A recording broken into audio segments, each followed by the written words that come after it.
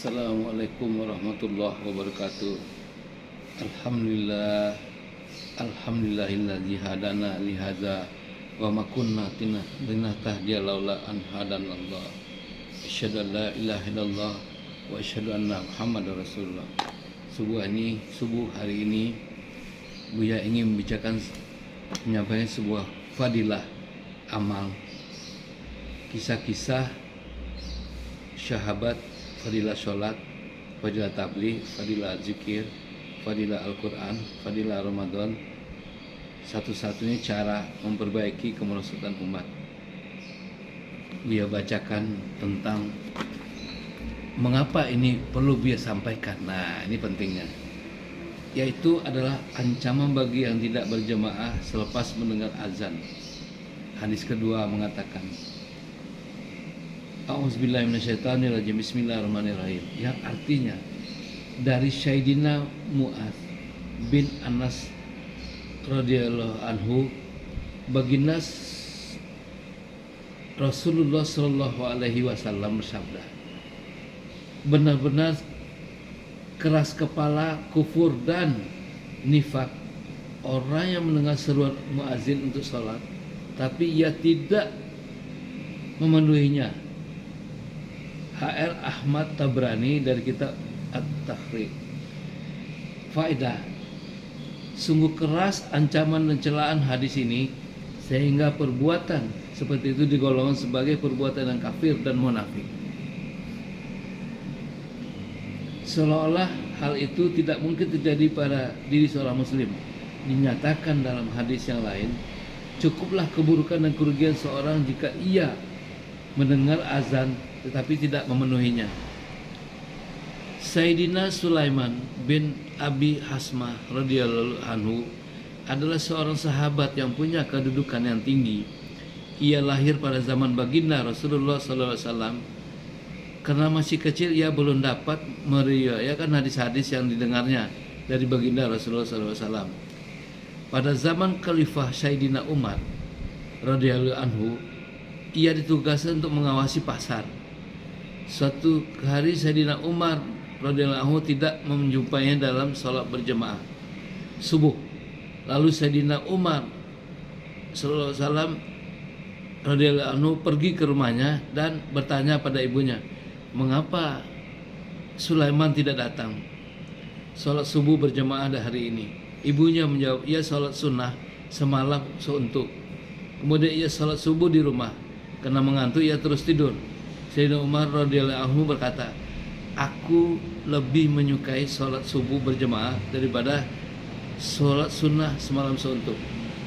Nah, hadis ketiga dari Sayyidina Abu Hurairah radhiyallahu anhu, baginda Rasulullah SAW bersabda, sungguh aku menyuruh pemuda agar mengumpulkan beberapa ikat kayu bakar untukku, lalu kudatangi orang-orang yang sholat di rumah mereka tanpa uzur, dan kubakar rumah-rumah mereka sedang mereka di dalamnya.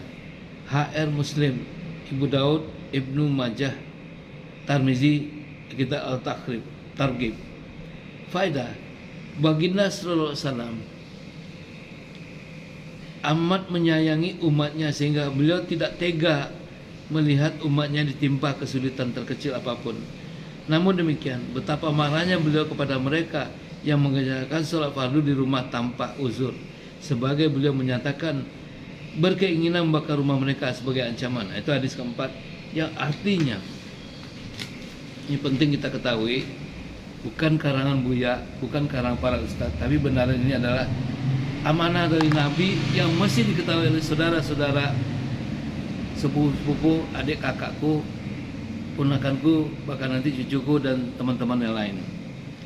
Baginda sallallahu alaihi wasallam bersabda, tidak ada 3 orang tinggal di sebuah kampung atau di suatu padang Sahara dan mereka tidak mengadakan sholat berjamaah kecuali setan akan menguasai mereka. Maka berjamaahlah kalian, sesungguhnya serigala hanya akan memakan kambing yang terpisah dari kelompoknya, sehingga ia serigala bagi manusia adalah setan. Jadi ia sendirian, setan akan memangsanya. Riwayat ini faedah. Hadis di atas menjelaskan bahwa meskipun hanya ada 3 orang yang sibuk bekerja di satu kebun, hendaklah mereka mendirikan sholat berjemaah. Bahkan walaupun hanya ada 2 orang, sholat berjemaah lebih baik bagi mereka. Pada umumnya para petani meninggalkan sholat dengan alasan sibuk petani dan mereka merasa mengerti agama pun sholat sendirian. Ya kan? Padahal jika para petani berkumpul di satu tempat, mereka tentu dapat menyelenggarakan jamaah besar dan menghasilkan pahala besar. Untuk mempedulikan hujan, panas, dingin dan sebagainya, sayang mereka rela menyia-nyiakan pahala yang sangat besar tanpa merasa rugi sedikit pun. Jika mereka sholat berjemaah di tengah padang, pahalanya akan jauh lebih besar. Disebutkan dalam hadis bahwa pahalanya mencapai 50 sholat. Dinyatakan dalam sebuah hadis bahwa seorang pengembala kambing, baik di gunung maupun di tengah padang, yang mengumandangkan azan dan mendirikan sholat, Allah Subhanahu wa Ta'ala sangat menyukainya, dan Allah Subhanahu wa Ta'ala membanggakan mereka di hadapan para malaikat. Dialah hambaku yang menyerukan azan, lalu yang mendirikan sholat. Ini semua karena rasa takutnya kepadaku. Sungguh aku telah mengampuninya dan aku memutuskan untuk memasukkan dalam surga. Masya Allah, saudaraku. Jelas tadi dari hadis Nabi bahwa kewajiban kita sholat berjamaah itu sangat penting. Jadi mulai hari ini Buya berpesan dan berimanah.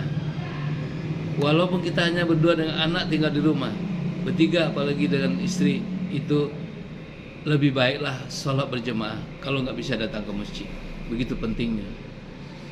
Semoga subuh hari ini bermanfaat dan berguna bagi semuanya. Ini adalah ketegasan. Makanya Buya sekarang ini gencar membuat teman-teman, saudara-saudara ramaikan masjid, sholat jemaah. Itu tujuan semata adalah untuk memenuhi kewajiban kita atas perintah Rasulullah, amanah Rasulullah. Bangun sholat, bangun komunitas, bangun sholat, bangun komunitas, bangun sholat, sehingga perbuatan kemungkaran kita akan terhindari dari perbuatan zalim, dan kita insya Allah masuk surga. Itu jamin Allah. Wabillahi taufiq hidayah. Wassalamualaikum warahmatullahi wabarakatuh.